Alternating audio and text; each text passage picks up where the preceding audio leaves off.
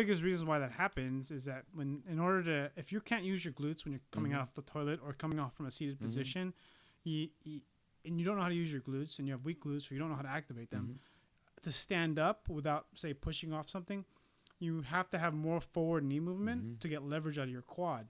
Now, if you're missing ankle range of motion or you don't know how to use your glutes, your knee will have to go in to get activation and, more importantly, leverage.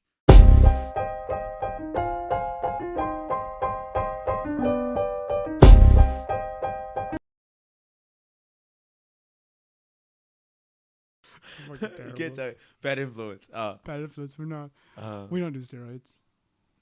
No, not yet. Not yet. No.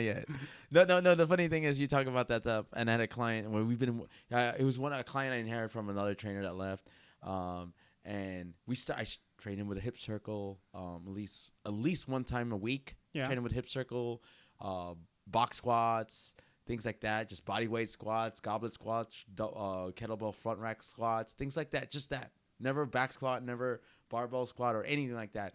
He's like, man, this thing.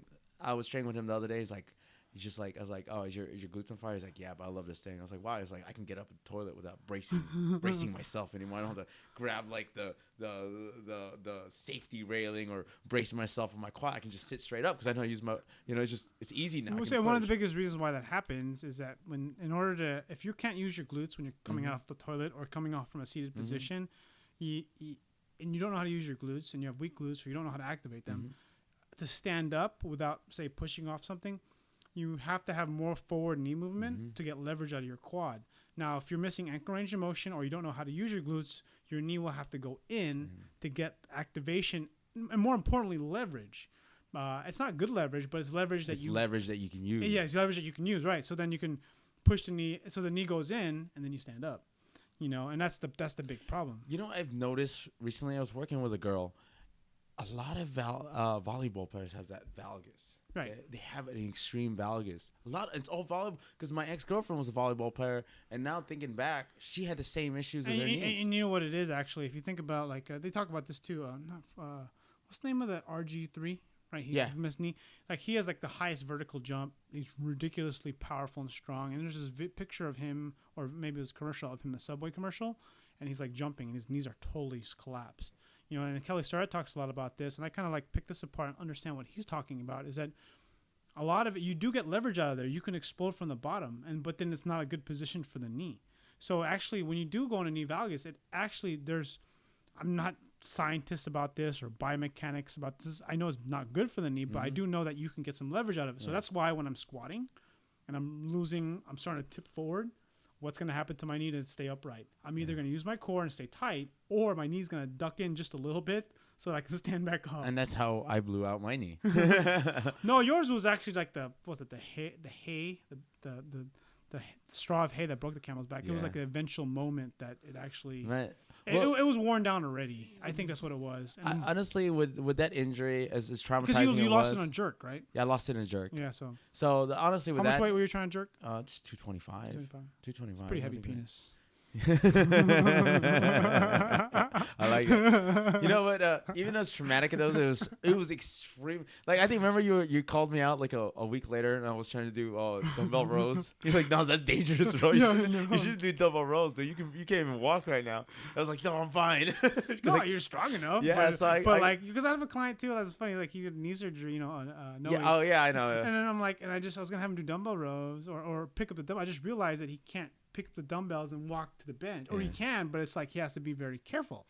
You have to be very careful, at that time, right? I'm like, oh, extreme. I don't know. I was in crutches, man. I had crutches all the way to the thing. What are you doing? But even though it's traumatic and it's a bad experience, I kind of I like that experience because it made me. Oh, you learned so much. Yeah, right? It made me such a better coach. It made me. I would say, post and pre-injury is night and day in coaching. Because it just made me, I had to learn the cue better. Because I couldn't show them. Right. I couldn't show them anymore. That's right, yeah, because you can show them. Because I was in crutches. And in turn, it made me dissect what was my problem, what caused my problem, and how I can help people not to make sure that they don't have the same problem. Or if they already have signs of the same problem, we can try to mitigate and eventually try to eliminate and those and problems. that's kind of why, when you think about gifted athletes or gifted, like physically gifted coaches who are super strong, who are pretty young, don't always make the perfect coach for some people with injuries because they haven't had a whole lot of injuries, or they never had they were talented, strong, well developed enough to not deal with those kind of injuries. This is kind of why I really like Chris Duffin so much, and why I love Kelly Starrett. Kelly Starrett's been hurt to a point like he has no wrist flexibility. He's injured. The same thing with Chris Duffin. He's been broken so much, but he knows how to fix himself. And so I love their perspectives. It's like sort of like learning from a fat guy or a skinny guy, someone that guy was fat before, someone who was broken before. Like, so eventually what's going to happen on my channel, I'm going to be able to do a perfect overhead squat. I'm telling you.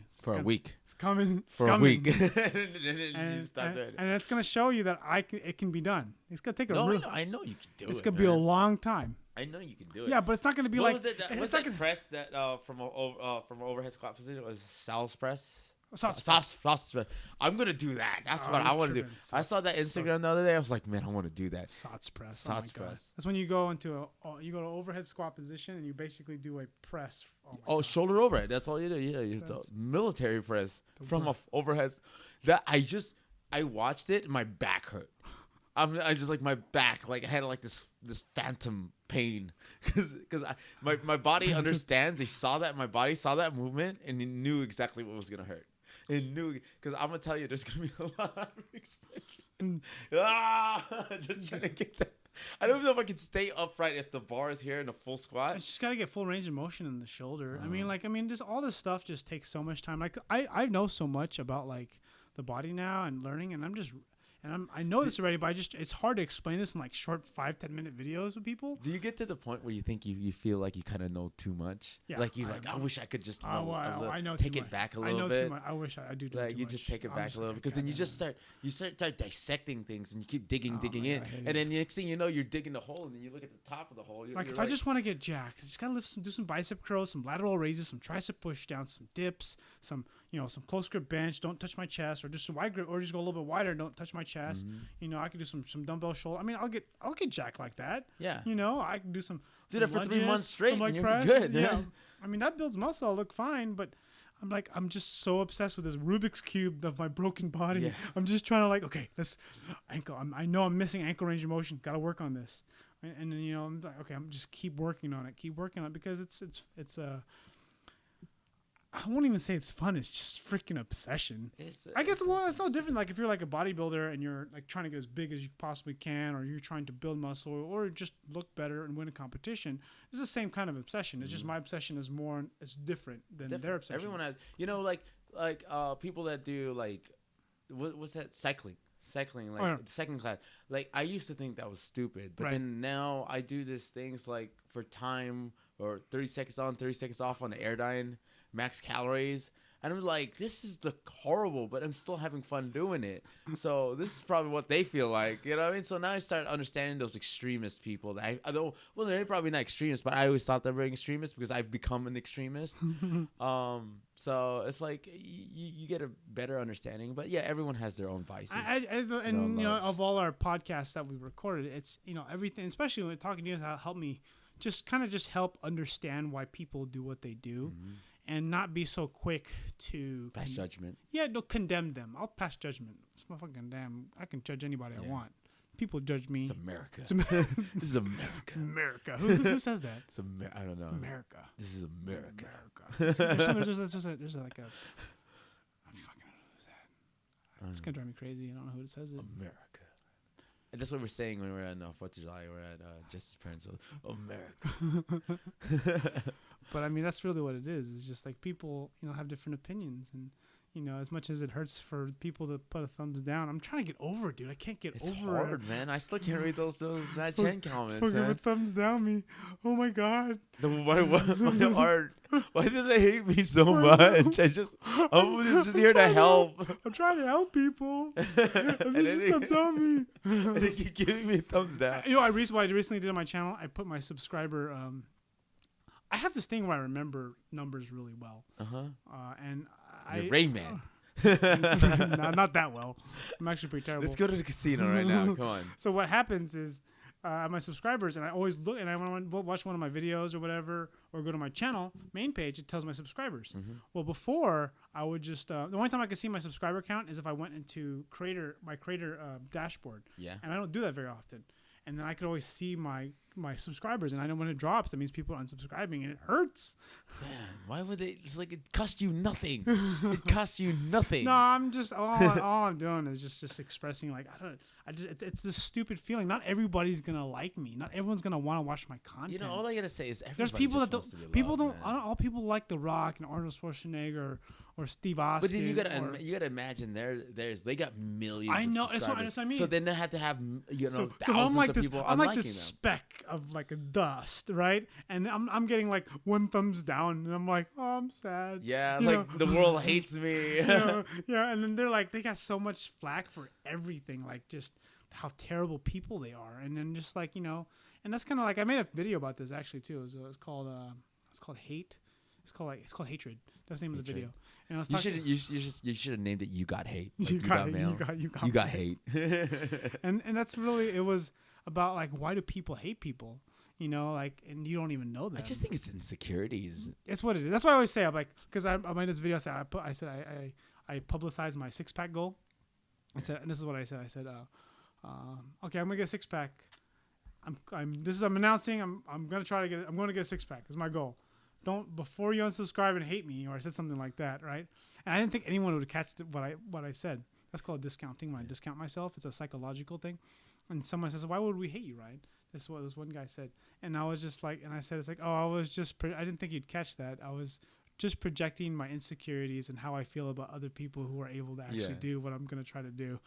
Because that's what it is. Like, that's why people hate people. Not all the time, but it's like one of the reasons. You see these people, they're like, they're doing really well, and maybe who's someone like The Rock, or maybe someone who's famous. You're like, okay, that's great. You're doing great. I love that person, right? Yeah. You're a fan. Maybe you're like a okay fan, right? But then you have someone who's just a little bit better than you, but they're doing really well, and you hate them. Yo, man, that's the worst. Because they're so close to you. It's they're like, oh man, I should be there already. I should be there. But I think people just. That's when I squat to next to anybody. Pretty much right away when anyone's squatting right next to me on the other side. Joseph was on the rack. The other Filipino guy, the short Filipino guy. He squats he was hitting oh yeah, I hit 380 the other day. I was like, in my little gym, in our gym that we work at, I'm pretty damn strong. But if I go to powerlifting gym, I'm a speck. Dude, oh man. I would lift at a powerlifting gym if I had the time. I really would, because the people Mark Bell's been saying this for years on his podcast.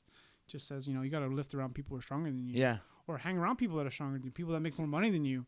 Because that will help elevate you. You just have to have you have to have mentors. Yeah. You have people that you need to chase after. You need people that don't suck the life out of you. Yeah, people that you will hate to beat. You'll hate him so much because you want to beat him. Yeah.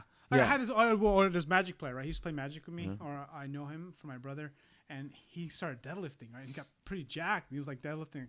He was squatting 405 for reps. And I'm just like, dude, he's playing Magic, now he's jacked.